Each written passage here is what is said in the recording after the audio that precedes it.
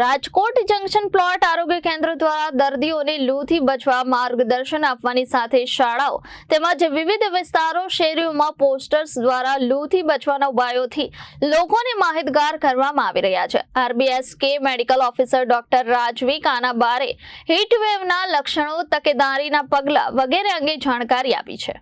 તેઓ કહે છે કે બેચેની કે માથામાં દુખાવો થવો, ઉબકા કે ઉલટી થવી, હાથ પગમાં ખાલી ચડવી, ચક્કર આવવા વગેરે લક્ષણો જણાય તો નજીકના આરોગ્ય કેન્દ્રમાં જઈ સારવાર લેવી। બાળકો, સગર્ભા મહિલાઓ, વરિષ્ઠ નાગરિકો તેમજ બીમાર વ્યક્તિઓએ બપોરે 12 વાગ્યાથી 5 વાગ્યા સુધી શક્ય હોય ત્યાં સુધી ઘરની બહાર નીકળવાનું ટાળવું તેમજ હીટ વેવ અંગે સરકાર દ્વારા અપાતી સૂચનાઓનું પાલન કરવું। પૂરતા પ્રમાણમાં પાણી પીતા રહેવું, લીંબુ શરબત, છાશ, ORS કે વરિયાળી પાણીનું સેવન કરવું હિતાવહ છે।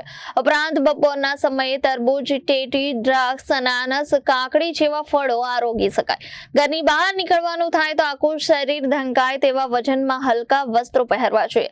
ઘરને ઠંડુ રાખવા બારી, બારણા અને પડદા બંધ રાખવા જોઈએ।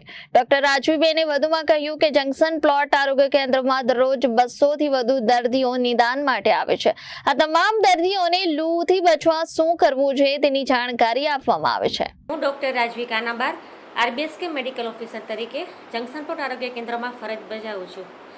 અત્યારે આપણે જોઈએ તો રાજકોટમાં કાળઝાળ ગરમી પડી રહી છે।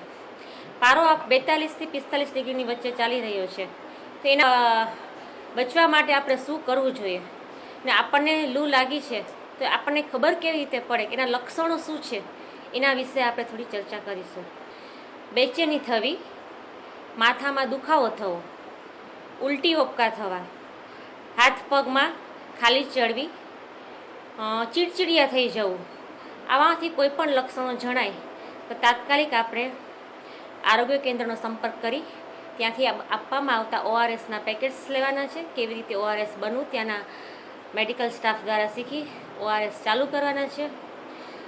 શક્ય બને ત્યાં સુધી બપોરે 12 થી 4 વાગ્યા સુધી ઘરની બહાર જવાનું ટાળો।